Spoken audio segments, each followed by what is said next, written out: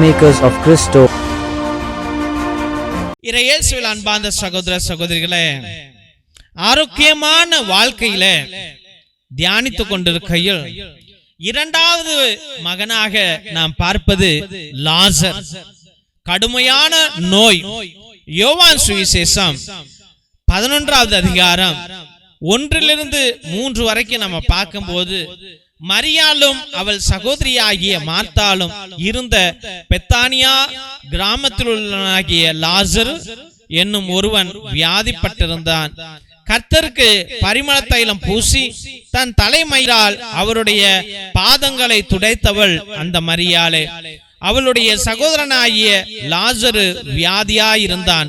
அப்பொழுது அவனுடைய சகோதரிகள், ஆண்டவரே, நீ சிநேகிக்கிறவன் வியாதியாயிருக்கிறான் என்று சொல்ல அவரிடத்திற்கு ஆள் அனுப்பினார்கள். இயேசுவில் அன்பார்ந்தவர்களே, இந்த மரியாள் எதற்காக அவள் தன்னுடைய பரிமள தைலத்தெல்லாம் பூசுறா? தன் தம்பி நோயுற்று இருக்கிறான். தன்னுடைய தம்பிக்கு உடல் சுகம் இல்ல. அப்ப காசு சம்பாதிக்கணும். அவ என்ன தொழில் செய்தாள்? கெட்ட தொழில் செய்தாள். ஆவியினால் ஆட்கொள்ளப்பட்டவளாக வேசித்தன வாழ்க்கையை வாழ்ந்து கொண்டிருந்தவள் இயேசுவை கண்டு அவரை பற்றி கொண்டு பரிமள தைலத்தை ஊற்றி அவருடைய பாதத்தை பற்றி கொண்டு, ஐயா, என் பாவங்களை மன்னியுங்கள் என்று. அப்ப மரியாளுக்கு விடுதலை கிடைத்து விட்டது. A spiritual healing. Martha was a sinful lady.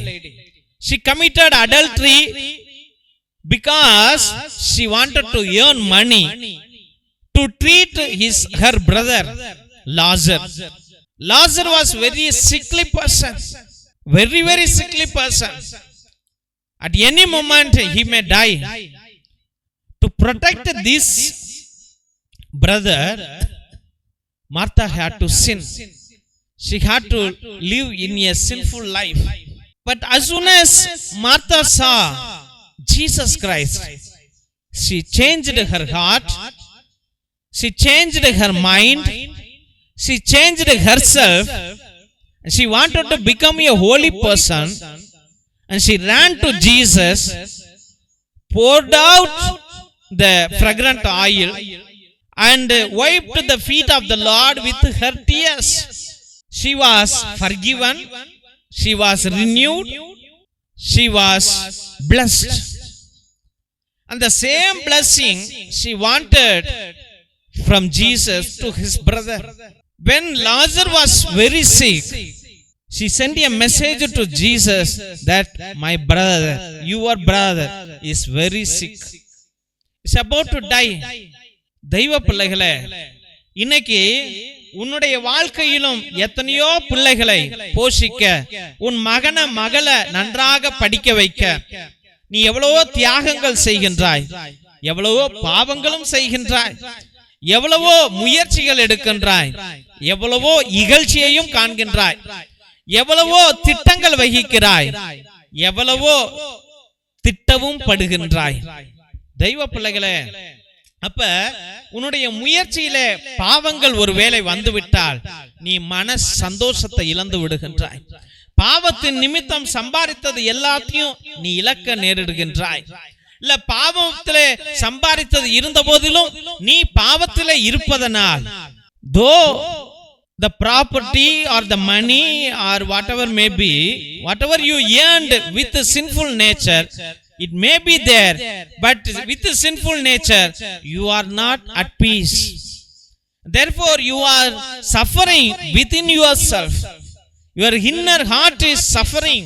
You are not able to sleep. You are not able to be as you are, what you are. தெய்வ பிள்ளைகளே, அப்படி ஏகப்பட்ட பிள்ளைகள் இன்று ஒரு போராட்டமான வாழ்க்கையிலே வாழ்ந்து கொண்டிருக்கிறார்கள். அவர்கள் மத்தியிலே சமாதானம் இல்லை, சந்தோஷம் இல்லை.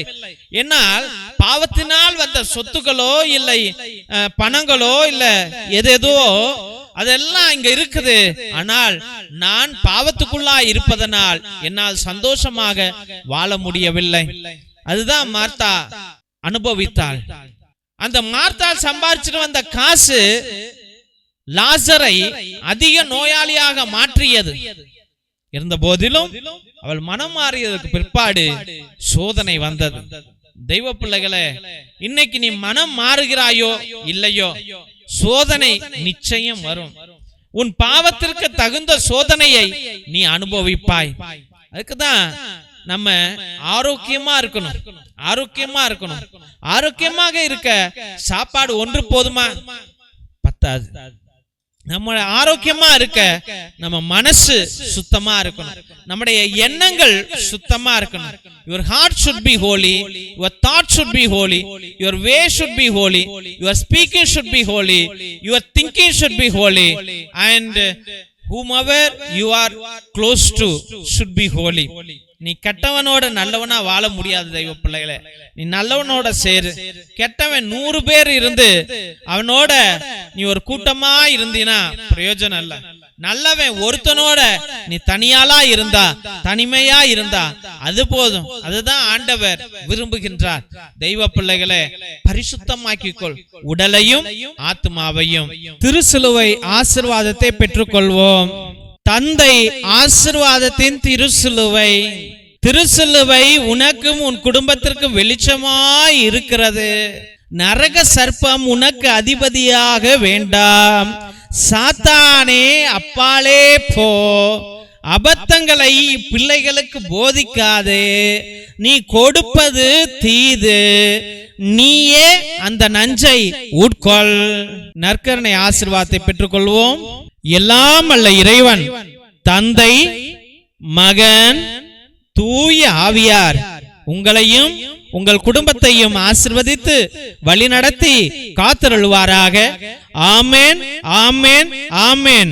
இறை இயேசுவில் அன்பார்ந்த சகோதர சகோதரிகளே, உங்கள் அனைவருக்கும் எங்களுடைய மனமார்ந்த நன்றிகளை தெரிவித்துக் கொள்கிறோம்.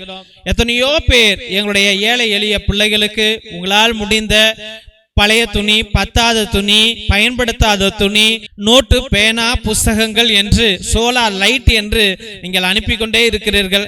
அதற்காக என்னுடைய மனமார்ந்த நன்றிகளை தெரிவித்துக் கொள்கிறோம். தெய்வ பிள்ளைகளே, நீங்கள் அனுப்பிய ஒவ்வொரு துணியையும், ஒவ்வொரு நோட்டு, புஸ்தகம், பேனாவையும் எங்களுடைய சபை ஸ்தாபகர் மோஸ்ட் ரெவரண்ட் பிஷப் ஹிபோரா குசாலா மற்றும் எங்களுடைய சபை தலைவர் ரெவரண்ட் ஃபாதர் கிஷோர் பாபு ஒவ்வொரு நாளும் ஏழை எளிய பிள்ளைகளுக்கு அதை பகிர்ந்து கொண்டே இருக்கிறார்கள். அதை தான் இந்த போட்டோல நீங்க அனைவரும் பார்த்து கொண்டிருக்கிறீர்கள். மற்றும் உங்களால் முடிந்த அளவுக்கு உங்களுடைய உற்றா உறவினரிடம் சொல்லி கூட இந்த பழைய துணி, பத்தாத துணி, பயன்படுத்தாத துணிகளையும் மற்றும் ஏதாவது நோட்டு, பேனா, புஸ்தகங்களை கூட நீங்கள் தொடர்ந்து அனுப்பும்படியாக அன்போடு வேண்டுகின்றோம். மற்றும் தெய்வ பிள்ளைகளே, ஒவ்வொரு நாளும் மதியம் 3 மணியிலிருந்து 5 மணி வரைக்கும் தேவனோடு ஒன்றித்து இறை இரக்கத்தின் ஜெபமாலை, நற்கருணை ஆராதனை, நவநாள் மற்றும் உன்னத திருப்பலியை உங்களுடைய கருத்துகளுக்காக 2 மணி நேரம் ஒரே குருவானவர் ஜெபிக்கிறார் என்றால் உலகத்துல எங்கேயுமே நடக்கல. அது தயவு செய்து தெய்வ பிள்ளைகளே, உங்களுடைய கருத்துக்களை அனுப்புங்க. உங்களுடைய கருத்துக்களுக்காக நாங்கள் அனுதினமும் ஜெபித்துக் கொள்வோம். ஒருவேளை நீண்ட நாட்கள் உங்களுடைய கருத்துக்கள் நிறைவேறவில்லை என்றால் நேர்த்தி திருப்பலி அர்ப்பணிங்கள். 3 திருப்பலி, 5 திருப்பலி, 7 திருப்பலி, 9 திருப்பலி, 12 திருப்பலி, 21 திருப்பலி, 30 திருப்பலி, 33 திருப்பலி என்று நீங்கள் அர்ப்பணிப்புக்கலாம். உங்களுக்காக அனுதினமும் நாங்கள் ஜெபித்துக் கொள்வோம். 2 மணி நேரம் ஜெபிப்போம். பேரை சொல்லி சொல்லி ஜெபிப்போம் என்பதை அன்போடு தெரிவித்துக் கொள்கிறோம். மற்றும் அவருடைய குடும்பத்தில் யாராவது உடைய உறவுகள், நெருங்கிய உறவுகள் மரித்திருந்தால் நீங்க கிரகோரியன் மாஸ், அதாவது புனித கிரகோரியார் திருப்பலியை நீங்கள் அர்ப்பணிக்கலாம். 30 திருப்பலி, ஒவ்வொரு திருப்பலிக்கும் ரூபாய் 100 என்பதை அன்போடு தெரிவித்துக் கொள்கின்றோம். ஆத்ம இளைப்பாறுதலுக்காக இதை அர்ப்பணிப்பார்கள் நம்முடைய திருச்சபையில. உங்களுடைய கருத்துக்களை நீங்கள் அனுப்பலாம் என்பதை அன்போடு தெரிவித்துக் கொள்கிறோம். மிரக்கல் ஆயில் அதிசய எண்ணெய், இது கோகனட் எண்ணெய் கிடையாது. இது அற்புதங்களை செய்யக்கூடிய வல்லமையான எண்ணெய். எல்லா நோய்களுக்கும் வலிகளுக்கும் பயன்படும். தலைவலி, நெஞ்சு வலி, மூச்சு வலி, முழங்கால் வலி மற்றும் மூச்சு வாங்கல், வயிற்று வலி அனைத்திற்கும் பயன்படும். எல்லா நோய்களையும் தீர்க்கும். மற்றும் குழந்தை பாக்கியத்திற்கு கூட இது அருமையாக செயல்படும். இதை வாங்கி நீங்கள் தயவு செய்து பயன்படுத்தும்படியாக அன்போடு வேண்டுகின்றோம். இறை இரக்கத்தின் விடுதலை ஜெப புத்தகம்.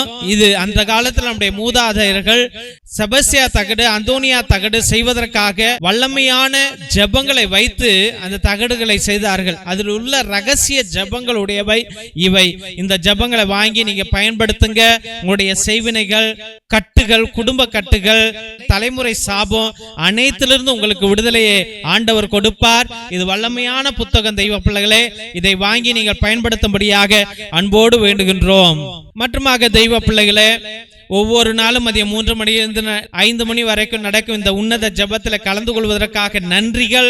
இந்த சேனலை தயவு செய்து சப்ஸ்கிரைப் பண்ணுங்க, இதை ஷேர் பண்ணுங்க, உங்களுடைய வாட்ஸ்அப் ஸ்டேட்டஸ்ல வைங்க, உங்களுடைய வாட்ஸ்அப் குரூப்ல வையுங்க, மற்றவர்களிடம் பகிர்ந்து கொள்ளுங்கள். தெய்வ பிள்ளைகளே, இந்த ஜெப வழிபாட்டில் கலந்து கொள்ளுங்கள், கேட்டுக்கொள்ளுங்க. ஆண்டவர் அற்புதங்களை அவர்களுக்கு செய்வார். நீங்க அந்த ஊழியத்தை தாங்கினார், உங்க குடும்பத்தை ஆண்டவர் தாங்குவார் என்பதை அன்போடு தெரிவித்துக் கொள்கின்றோம். தேவனுக்கே மகிமை உரிதாகுக. God bless you all.